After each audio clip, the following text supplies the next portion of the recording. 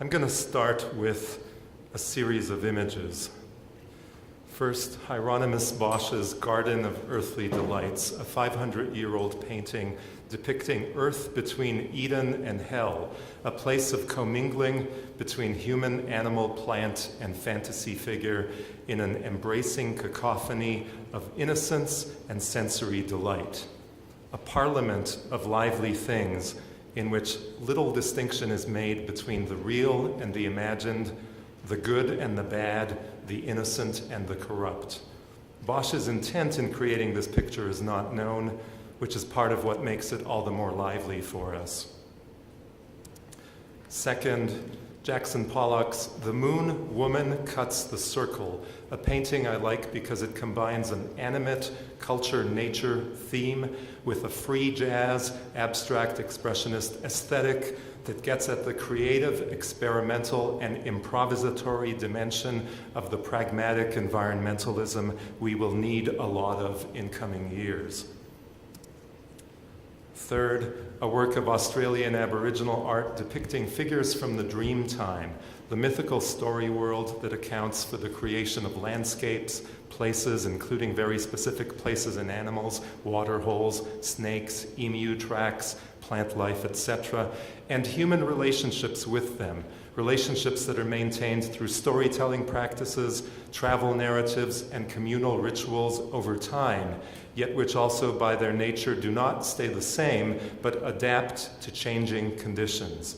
There is no divide here between nature and culture, rather a hybrid set of relationships that are networked together, dynamic, immersive, and involving, socially and ethically imbued. If we are to reinvent a way of living that is sustainable, it won't be on our human terms alone, but on terms that are negotiated with a lively world whose dimensions and inhabitants we are never completely sure of. Finally, the photograph of a piece entitled Anthropocene from Jason DeCare Taylor's sculpture park off the coast of Isla Mujeres, Mexico. Taylor's underwater sculptures, composed of pH-neutral materials, are aesthetically pleasing objects that double as artificial reefs intended to sustain and proliferate the life of the organisms that are losing their habitus as humans reduce coral reefs dramatically around the planet. It is therefore an instance of human art collaborating with non-human art. Art in the sense of practical skill, whether that be the skill of creative reappropriation of objects or the skill that it takes to root in and grow on such objects.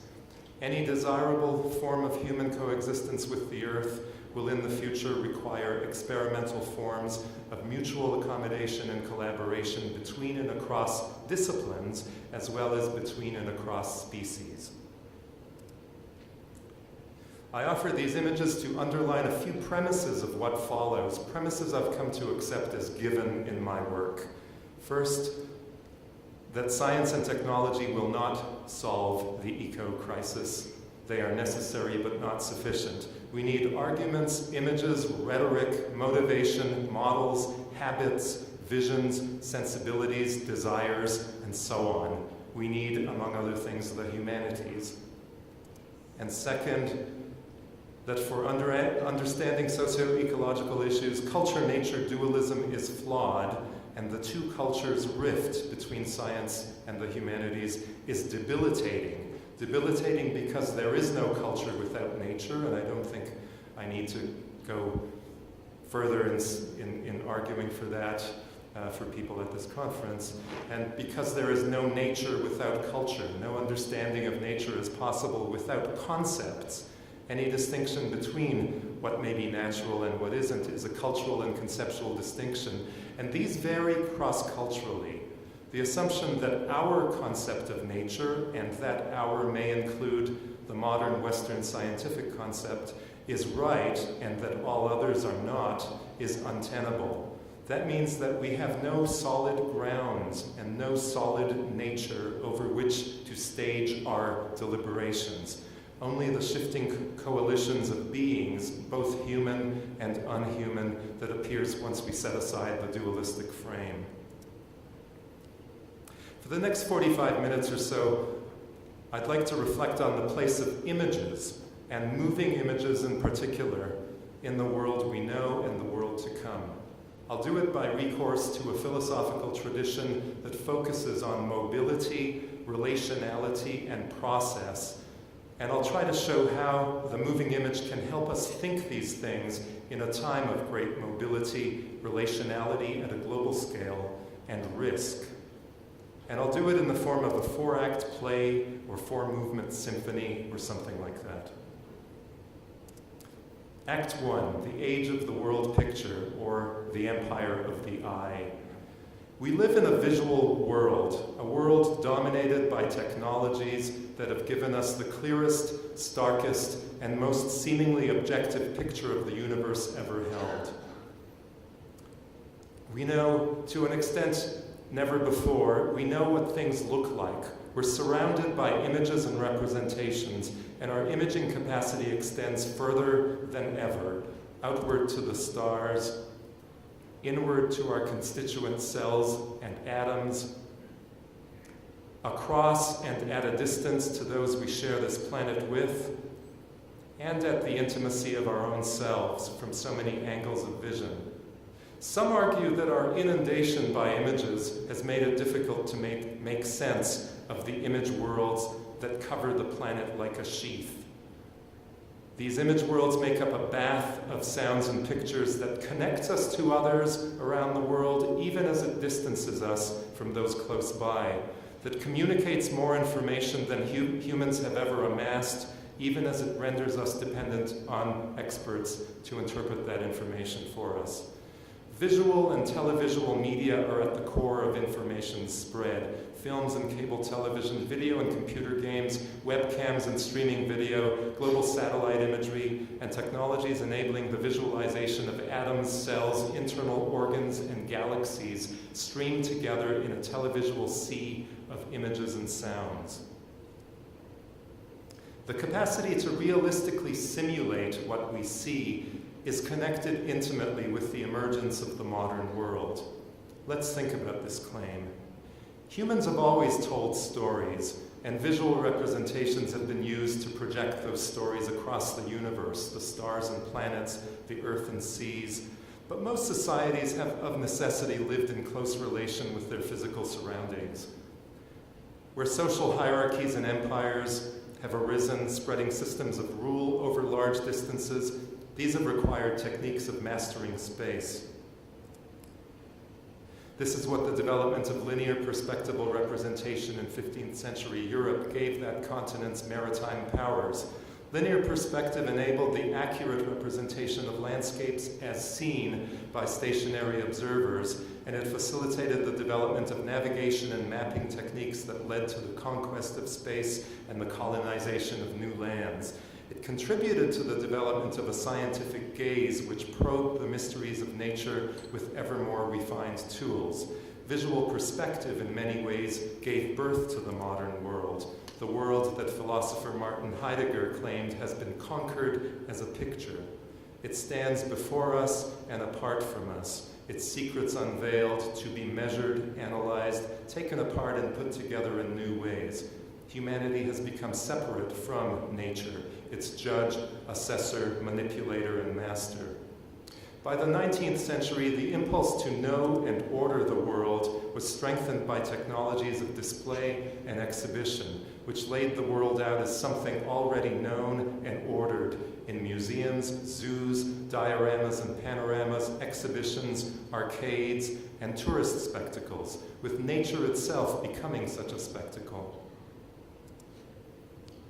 Yet behind those spectacles was a world increasingly in motion. By harnessing energies that had been locked up and stored for millennia, society was launched into turbocharged motion, a world to be produced, transformed, and consumed, ultimately as spectacle, with its endless parade of ostensible novelties. I love that record-breaking number of breaking news stories. And yet, There's an alternative view in visual and cultural theory which says that visuality, far from stabilizing and objectifying the world, can also destabilize, dissemble and jostle both the world and us. It can set off oscillations in the viewer and the viewed, flood the subject with emotion, set off ripples around the object. Vision can move its beholders in ways that leave nothing stable and inert. Visual images provoke, stir, invoke, incite, inflame, and move to tears. They manufacture desire, possess us and claim us. They give rise to iconoclashes. They are alive and we are caught in their grip. Images and pictures set us in motion, channel our emotions, evoke and redistribute our affects, desires, and fears. If image technologies control what is seen, this control is gained at the expense of acknowledging the relationship between seer and seen. Even if the audience receiving the view of the camera is not seen by those subjected to its gaze, a globally connected world affords few places for either to remain hidden from the other. We see our television networks' versions of what they are doing over there, but someone over there will find out what we are seeing and saying and will talk back to us, and someone here will return their call. The circulation between here and there will create a ripple of energy that is affective and emotionally impacting, and that flows in both or several directions at once. Act 2, the age of the world motion picture. If paintings, pictures, and photographic images move us, then moving images from silent and sound films to YouTube videos replicating at near light speed across computer terminals around the planet move us further, projecting our imagination more extensively across the territory of the world. They draw us into their movement, engage us in the movement of the storyline, the actions and reactions unfolding in and through and around the places and characters portrayed. They immerse us in the flow of sound and words, bodily movements and performative gestures, sensations felt and, sorry, I clicked that a second too early, sensations felt and imagined in the viewing. Some of the first motion pictures gave us pictures of things in motion, animals, cityscapes, and landscapes. Motion was their essence. A world full of motion had never before been depicted in such precision and detail of motion. Cinema showed us how things move. It enabled us to see things in ways we'd never seen before. But once the art form of the cinema started to develop, viewers and filmmakers realized that what we wanted most was stories. We wanted not only to move from one place to another, but to have recognizable characters doing the moving for us. We wanted to see bits of human worlding occurring before us. More than any medium in history, movies provided the shared sensibility of an age of mobility. They provided the icons, the templates for action, for heroism and villainy that have shaped lives, identities, and the perception of human possibilities, and that came to shape the dreams and nightmares of our fantasies. The moving pictures that surround us are pictures in motion, pictures that take us cognitively and emotionally, and that take us further and deeper, becoming more immersive, more powerful, more animated, which means ever less constrained by the physical realities that cinematic technologies once depended on. They are also becoming more global, and in this sense more unifying, as the same movies get seen around the world. What happens when a global world comes to share the same powerful, moving images? My answer to this question, sketched out over the 6 chapters of this book, considers the last century or so of cinema in terms of how it has produced and transformed our perception of 3 things. Ground, or the background of objects, places, landscapes, territories, and relations between them, against and through which creatures like us act. Cinema makes it possible for us to travel across the world, visually, audially, emotionally, and cognitively, to build relationships with places that are brought alive through movement, through narrative, that seep into the affective turbulence of our desires and fears, dreams, and nightmares. Secondly, figure, or agency, what people, actors, agents, and subjects like us, and those different from us, have the capacity to do in the world. And thirdly, the vast space between the two, where figure and ground, subject and object get carved out, assigned and reassigned, resisted, transgressed, and rearranged. This is where genres like horror and animation ply their wares, but it is ultimately in this middle ground where everything happens, in cinema as in life, as in reality itself. I take this triad, ground, figure, and relation, or the object world, the subject world, and the intermediary world of dynamic relationality, from a tradition of philosophical reflection I refer to as process relational, a tradition that's in many ways at least 2,500 years old. And these pictures here are just the writers. The oral tradition is probably much longer and deeper. Process relational philosophies constitute an alternative to materialism, idealism, and the various dualisms that have been proposed to mediate between them. In a process relational view, reality consists of events, occasions of experience, acts of existence, becomings, all the way down and all the way up. These events build on each other dynamically, systemically, and ecologically to create the complex universe in which we live, in which we all live. The universe, according to this tradition, is not a dead universe with pockets of life arising on the occasional planet. It's a live semiotic universe, which means a universe that is always signifying or producing meaning. It develops habits which become local laws of nature, and ways of overcoming and breaking those habits, which become patterns of creative development, biological, sensorial and perceptual, cultural, technological, and so on. Cinema has created new habits, new folds in that universe, and it's changing as we speak to our digital forms that are less tethered than any to the places, landscapes, and people that used to underpin all films. But let's leave those forms aside for a few moments as we consider the materiality that underpins them. Act 3, Blowback, or the event.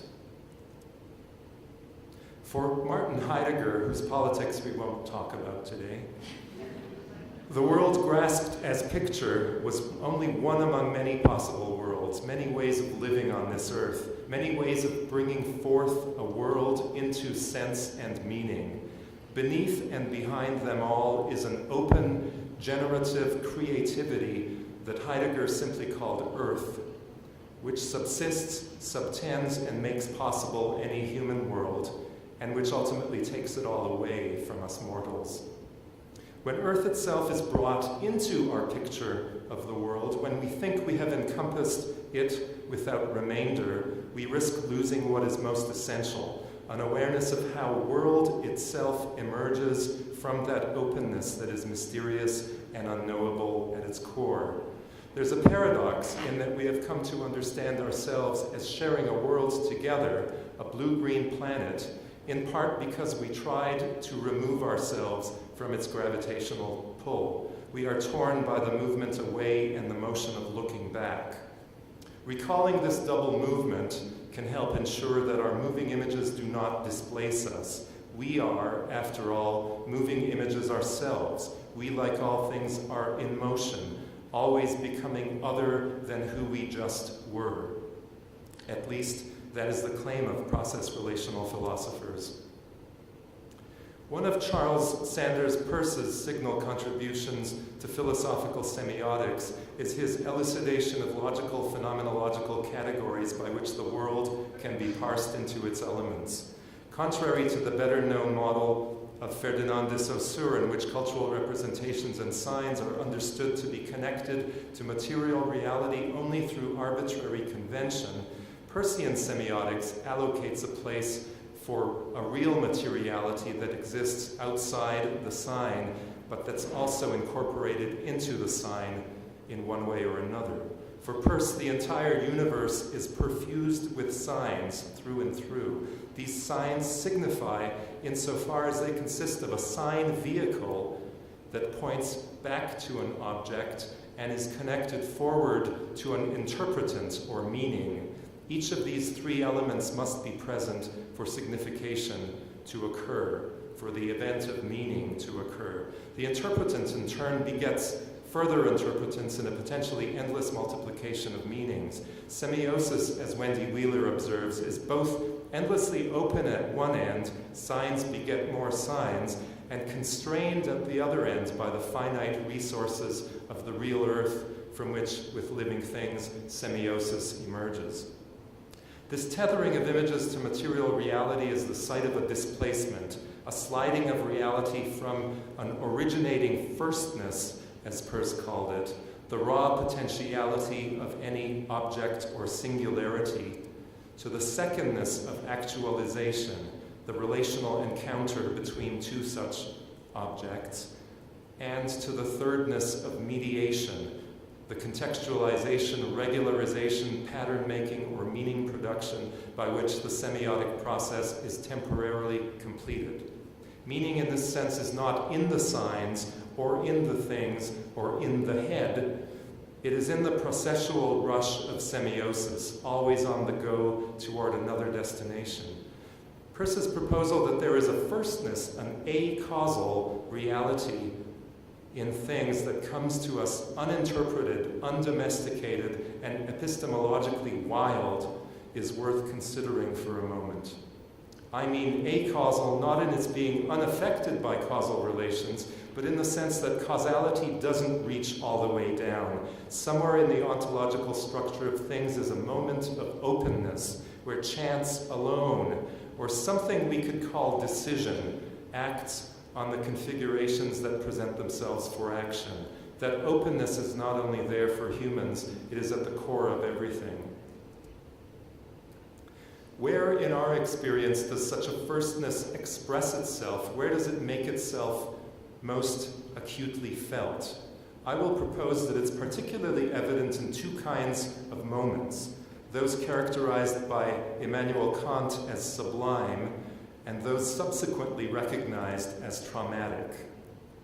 The Kantian sublime could be thought of as a project of corralling nature into a sort of human project, a human defense system, a taming of what otherwise would be too jarring for the individual. But if what Nigel Clarke argues in his book Inhuman Nature is true, that Kant was motivated by his own experience of the trauma of the Lisbon earthquake, then geophysically induced trauma and the sublime are already foundational to the intellectual processes that are causally connected to this age of the human, the Anthropocene. Let's go to this notion of trauma.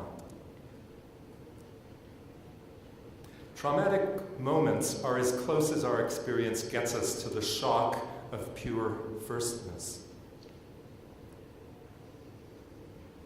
When the car that I am driving begins to skid off an icy road, I have little time to think what to do. Instead, I experience the sensations we associate with fear as my body kicks into high gear, adrenaline rushing through it, increasing my heart rate and blood flow and heightening my perception of the relevant sensory stimuli.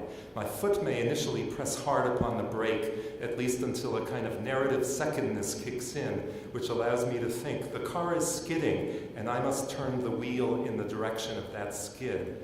This secondary rational circuit of fear, as neuropsychologist Joseph Ledoux calls it, is slower to arise than the primitive circuit of fear, but it's more helpful in situations like driving fast cars that our bodies have not been prepared for over the course of biological evolution. At this point in my response, I'm still caught in the flow of the moment, the shock, the skid, the rush of adrenaline, the immediate cognitive response that I have learned through practice of steering into the skid.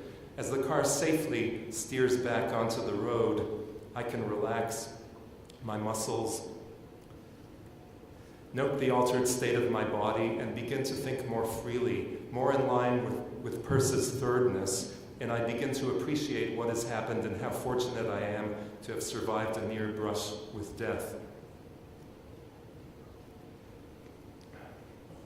In contemporary trauma studies, the focus of most work is the aftershocks of a violently disruptive event and the ways they continue to register for a survivor. The paradigm case in trauma studies is the Holocaust, which Shoshana Fellman and Dori Laub consider an event without witness, not only because the perpetrators destroyed much of the evidence of what they did, but because the victims had no appropriate frame of reference to account for it at the time.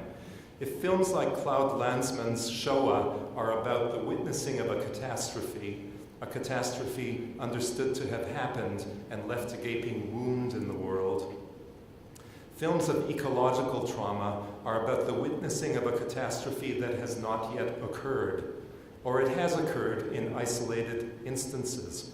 Bhopal, Chernobyl, Katrina, Fukushima, of a broader, slower, and more cataclysmic unfolding that may or may not ever transpire in its full form.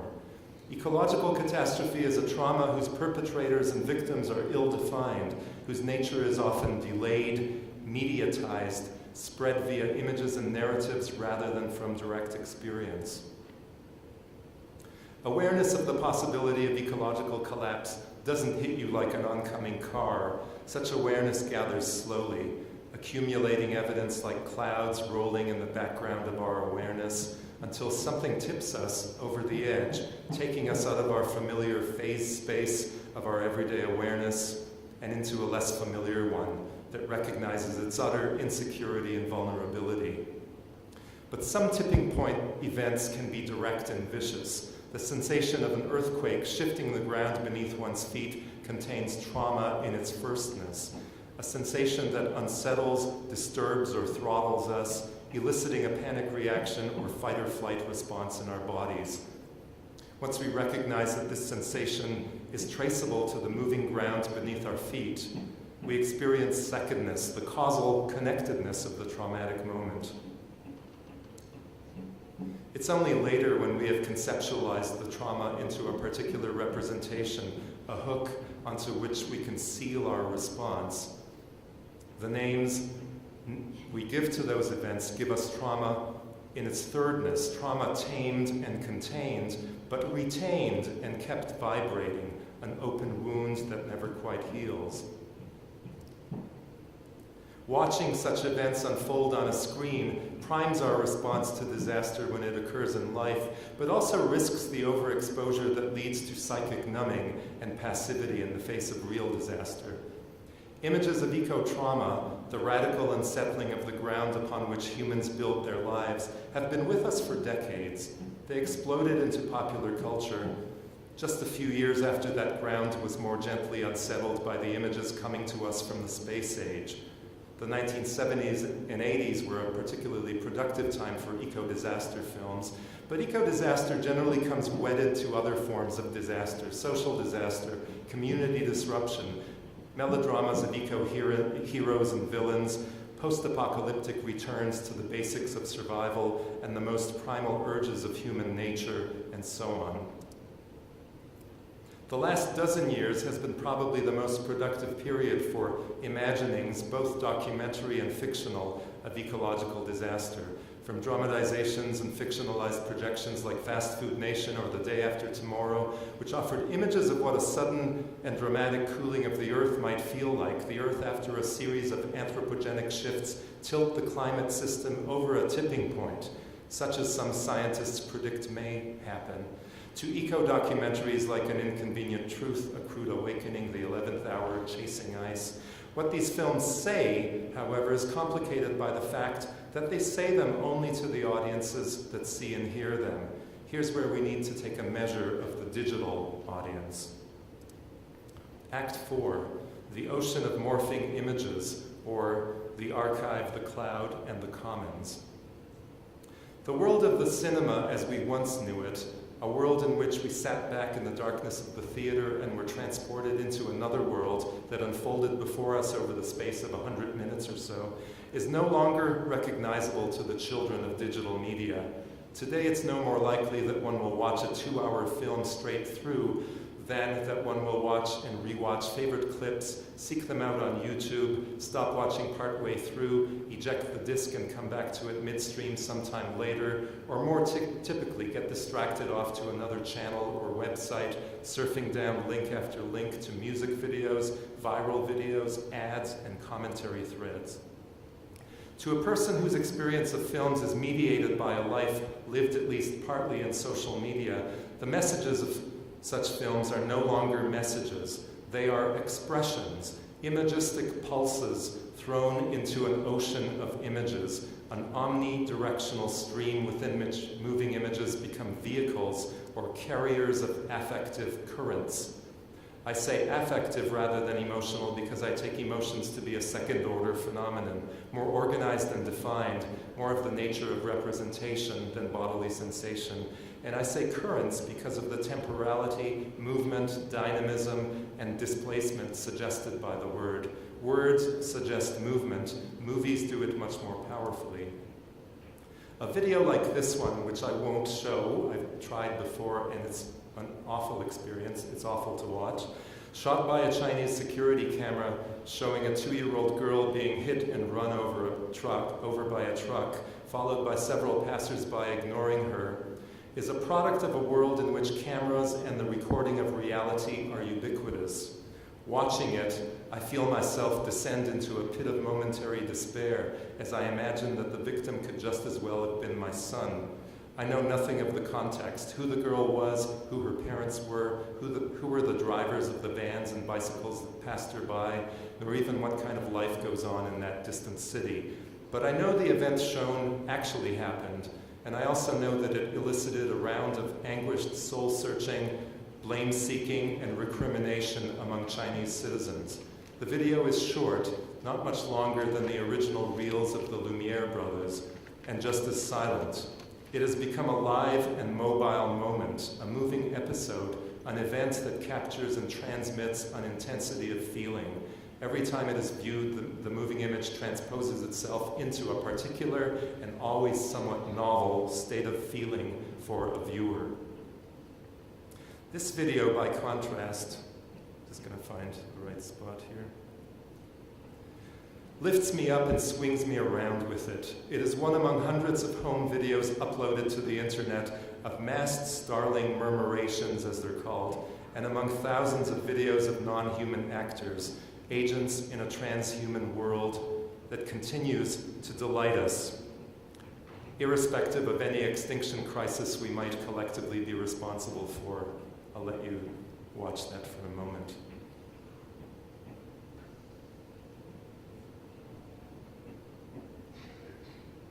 It goes on for several minutes.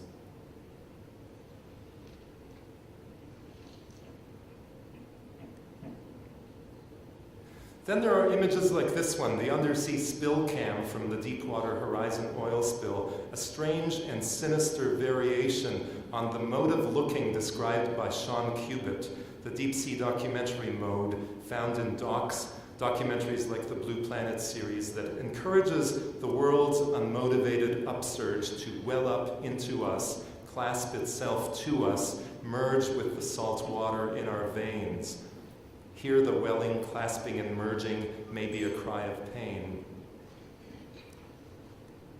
Taken collectively, cinema in a digital age presents a universe whose outer circumference is always expanding.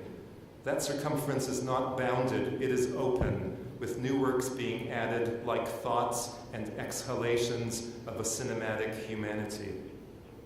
And within that circumference, the dots that connect it together are not singular, bounded units, so much as they are fluid bursts, more like bacteria that share genetic information across boundaries, or rhizomes that connect with others in ever-widening webs, than like sedentary organisms that take root and bear fruit in a plot of soil. Consider the following 5 trajectories. Population growth, while slowing, is still fast approaching 10 billion humans, of which more and more live out lengthy lives. About 1 in 10 people who have ever lived are alive today. and the percentage is increasing. There's some debate about the number, but the estimates generally range from about 6.5% to about 12%. More and more of us live immersed in recorded sounds and images with recording technologies that preserve something of the present for the future. It's estimated, for instance, that 2.5 billion people in the world today have a digital camera. This year, people will upload over 70 billion photos to Facebook, which already has some 250 billion, more than 15,000 times larger than the Library of Congress. Every 2 minutes today, we snap as many photos as the whole of humanity took in the 1800s, in a whole century. And 1 in 10 photos we have were taken in the past 12 months. YouTube and its siblings provide an ever-expanding archive of material uploaded, downloaded, re-edited, cross-referenced, spoofed, and endlessly commented upon. While some of the images added to this archive are added by individuals for their personal or collective consumption and narrative construction, others are added by state and corporate actors to monitor, surveil, manage, predict, market, and prognosticate. Access, as well as preservation and safekeeping of these, are an issue that calls for greater security measures, which often means for more copies in more places. As images recording the present become preserved, they become past. Meanwhile, what's past becomes archived and opened to the present. Film reels, old photographs, and other forms of recording are added to the archive of what's digitally viewable, storable, shareable, and remixable. Technologies of retrieval, from digitization software and sampling technologies to historical, archaeological, detective, and forensics tools of various kinds, enable an ever deeper digging into and unlocking of the past. The datability of the past, that is, of the earth as fossil, as echo, as geological strata, adds to the archive of images, sounds, signs, and documents. Let's think about this dredging up and setting into motion of the past. With image and sound technologies, the past is divisible into the era of reproducible images and the era that preceded it. Before the photograph, BP, and AP, Anno Fotografico, the year of our Lord photograph. One day we may count backwards to what we now call the year 1825, in which will be the new year zero, when the first permanent photograph was produced by Joseph Nicéphore Niepce in Chalon-sur-Saône, France.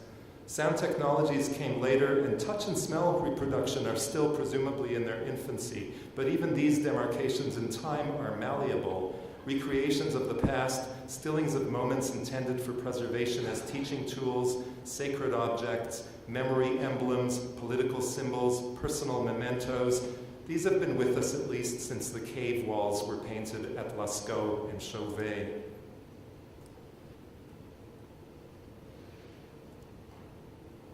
Interactive media, from Google Glass to multi-user video games to increasingly lifelike virtual worlds, render data space more immersive, more embodied, and also more fluid. Even if many of the audio and visual recordings on YouTube and Vimeo are moments found in the real world, found objects in a discoverable reality, the default mode of cinema is no longer the mimetic recording of reality, the capturing of reflected light onto film and its projection on two-dimensional rectangular screens in front of audiences.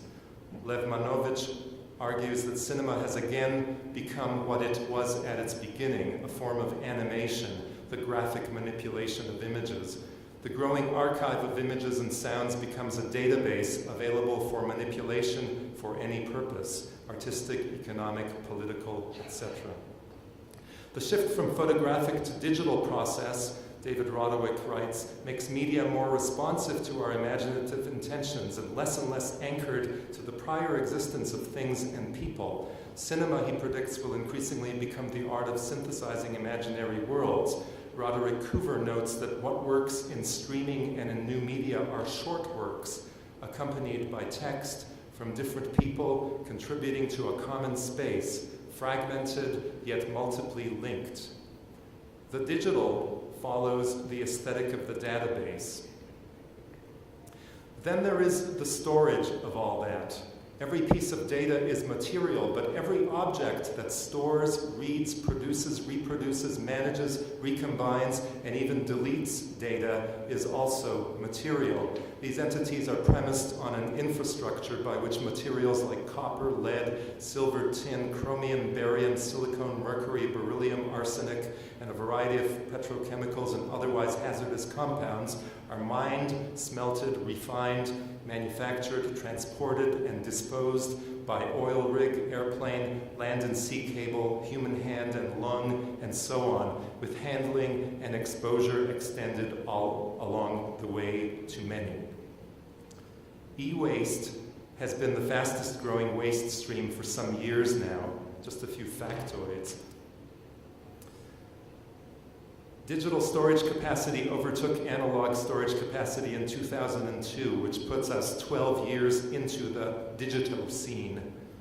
Within 5 years of that date, 94% of storage was digital, which shows you how rapidly these numbers grew.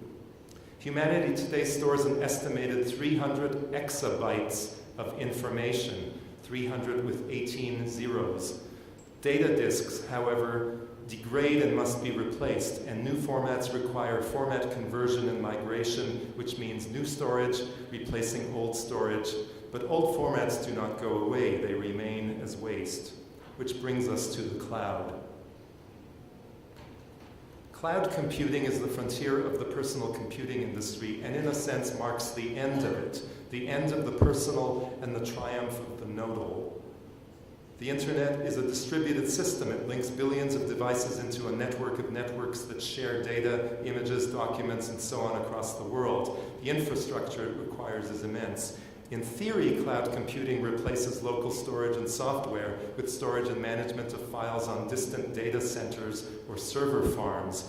In practice, it often supplements the former with the latter as a means of adding security, which so that data, instead of being saved in one place on a home computer or hard drive, may be saved in several places to ensure ready access by home computer, smartphone, tablet, and other devices. Cloud computing contributes to the perception that digital media dematerialize our relations with the earth, but any image or data requires materiality for its existence. As Maxwell and Miller put it, the metaphor of a natural ephemeral cloud belies the dirty reality of coal-fired energy that feeds most data centers around the world. Debates over the sustainability of the cloud revolve around the possibility of its shifting from fossil fuels to renewable energy and toward a smart grid-style accounting of data use. To date, data centers' energy uses pales in comparison with transportation technologies, about 2% to about 25%, which shows, as Google says, that it takes less energy to ship electrons than atoms. But even as data storage moves to the cloud, 15% of global residential energy is spent on powering domestic digital technology. Even so, a smart grid-style accounting of the cloud would limit its rematerialization to the arithmetical and statistical. Inherent in the expanding data archive is a slipperiness where objects cannot be pinned down. They are not exactly here where I am accessing them, nor there on a server somewhere in Wyoming or Illinois or Australia, but they are in between, mobile, in the rush of semiosis.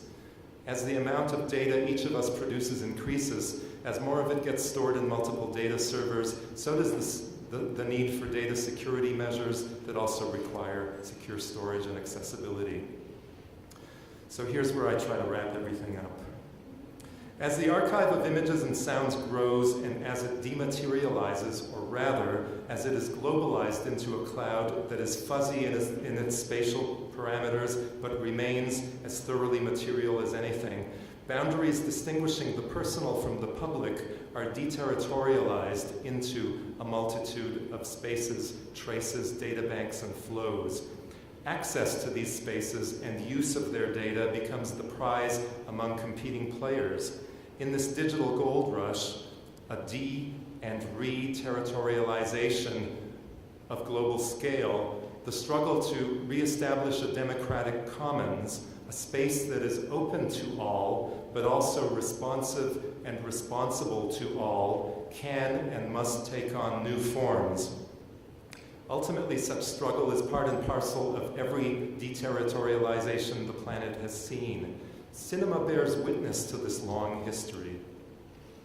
As Nadia Bozak delineates in her provocative book, The Cinematic Footprint, cinema is a thoroughly ecological process. It is always dependent on a powerful combination of at least two forms of solar energy, the capture of reflected solar light itself and the indirect products of that energy stored and compounded over millennia as fossil fuels and their derivatives. Cinema, as Henri Bergson might have put it, is a form of captured, organized, and released light, heat, energy movement. In this, it takes what is common to all of us, all substances, and reorganizes it in the crafting of meaningful worlds. This is its glory and its guilt. To make cinema is to bear an obligation to the light, heat, and energy used in its making. All life on this planet is the product of one or another permutation of the interaction between energy from the sun and the surface of the earth that it strikes. Cinema is the product of a certain political ecology. It arose alongside industrialization, the unleashing of the productive capacities compounded and stored beneath the earth's surface.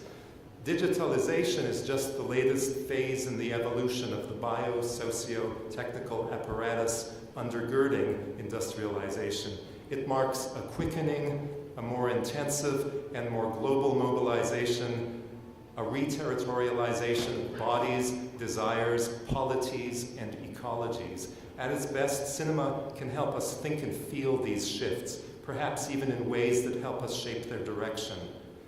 There are films that do this, that direct their gaze at some of the permutations of this relationship between energy and the surface of the earth in very different ways. These include the celebratory light experiments of Stan Brakhage, which I've shown you a few glimpses of during this talk, and of other avant-gardists.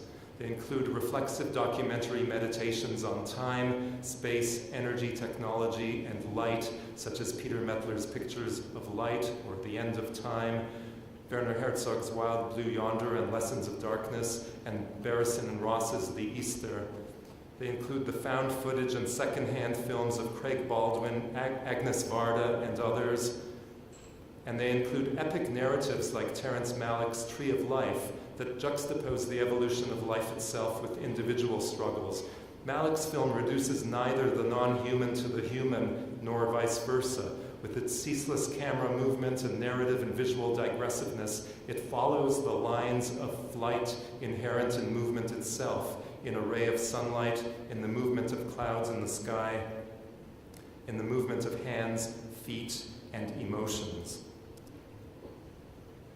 Then there are the films that explicitly document the global political ecologies of extraction, production, consumption, and disposal in their cross-dependencies and connective relays. Films about the global ecology of waste make visible what is at the two ends of the industrial chains that have built the era that geologists call the Anthropocene.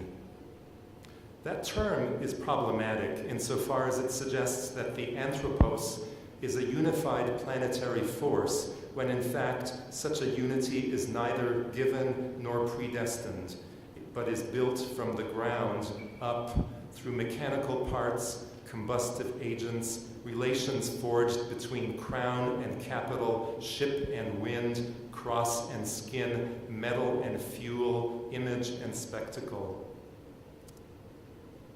The cloud technologies enabling digitization are no different in principle from carbon capitalism itself, a system in which systemic interdependencies are obfuscated in favor of the spectacle of the modern subject or state or humanity itself. If carbon capitalism was built in part through the production of images and spectacles, pictures and motion pictures, its underside was always the effluent, the residue, and the places and people scarred by extraction and disposal. Jennifer Beischwal's manufactured landscapes renders visible the dependency of the image maker, here it is landscape photographer Ed Bertinsky, on the landscapes of production and consumption he highlights in his large format industrial landscape shots. By extension, they do the same with the filmmaker, whose task is to contextualize Bertinsky's work within time, space, and social relations. Candida Brady's Trashed and Lucy Walker's Wasteland, about artist Vic Muniz's project of reclaiming for art the waste as well as the pickers of waste in one of the world's largest waste dumps outside Rio de Janeiro. These films document the terminal end of the production cycle in its material and social aspects. The latter include those who scrape out a living amidst the toxic debris the rest of us leave behind. Films like Crude, Gasland, Petropolis, and Big Man document a range of relations between fossil fuel industrialism, toxicity, and the deterioration for human life in our time. But some things aren't so easily visualized. The evidence of climate change is largely statistical. Toxins are typically altogether invisible. They rely on expert accounts for their very knowability. To deal with this unrepresentability of the ecological crisis, I should have had a black screen there, sorry. Eco-documentaries, as well as their fictionalized analogs, are at their best when they depict multiple temporalities and spatial scales. From the microscopic to the local to the transnational, and when they mix or juxtapose different narrative and vocal registers, explanatory, investigative, melodramatic, testimonial, activist, ironic, abstract, lyrical, apocalyptic, and so on. In Ecologies of the Moving Image, I argue on behalf of an eco-philosophical process-relational cinema, a cinema that's cognizant of its own materiality, its own sociality, and its own perceptuality, that aims to make an impact across these multiple strata while helping us reflect on its nature as cinema, as captured, organized, and released light, heat, energy, movement. In an age of databases and archives of clouds and slippery morphing images, a film made a quarter century ago is as good an instance as any of the kind of hyper-reflexive material cinema that might serve as a measure of where we are in the history of the image. Peter Greenaway's Prospero's books presciently depicted a world of morphic interfaces and hyperlinks, while commenting on the entirety of the age of the world picture, as Heidegger came to call it, from its beginnings in Elizabethan England's reach across the Atlantic to cinema's subsumption into the world of the digital database. A deconstruction of the Cartesian hegemony of vision, the film reflexively celebrates both textuality and materiality, excessively tributes the excess that highlights the materiality of images and image making. It's ultimately about the studio set in which the age of the world picture was performatively enacted, the organic machine where bodies, mechanical parts, and living organisms were choreographed to produce the images that have captivated us and that unravel in that very choreography. Its Prospero might be a Promethean figure standing in for the Anthropos, who is at the center of the Anthropocene, the exiled figure of man, the manipulator, the craftsman, the magician, the creator, in concert with his creation, and I have quotation marks around man, but also destined to stand apart and alienated from that creation. But his Prometheanism in the film is gentle, humorous, and ultimately overtaken by the narrative and the imagistic creativity that he himself unleashes in the film, that Greenaway unleashes. Greenaway's three-part Tulse Looper Suitcases project, even more bizarre, if you can imagine, than this film, if you've seen this one, is an even more ambitious attempt to engage with issues of representation, narrative, and energy, in this case, the history of uranium and nuclear energy. As environmental historian Jason Moore has argued, the Anthropocene is more usefully figured as the Capitalocene, a capitalist world ecology that transforms relations between humans, animals, plants, fuels, microbes, and ecologies while homogenizing biological differences across a range of scales. To understand how cinema might make its way into a post-carbon, post-Capitalocene world, we need to remember that cinematic communication is communication, and that, as insisted by Charles Peirce and the field he posthumously invented, biosemiotics,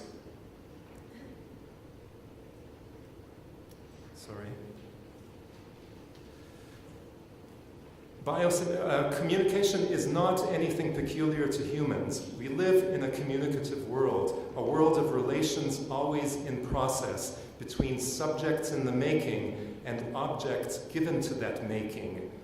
For a subject to be made, there must be semiosis. And I should add, subjects and objects moving back and forth across the stage of becoming subject and becoming object, trading places.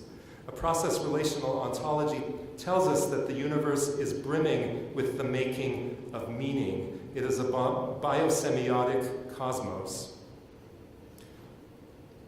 And among the meanings that are made for creatures like us are meanings of worldness, in which possibilities for future worlds are entertained, thought and felt, played and worked with, responded to and realized.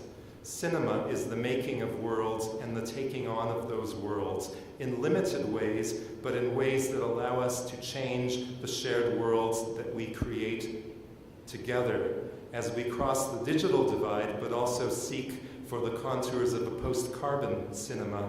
Cinema's creative possibilities remain interminably open. Thank you.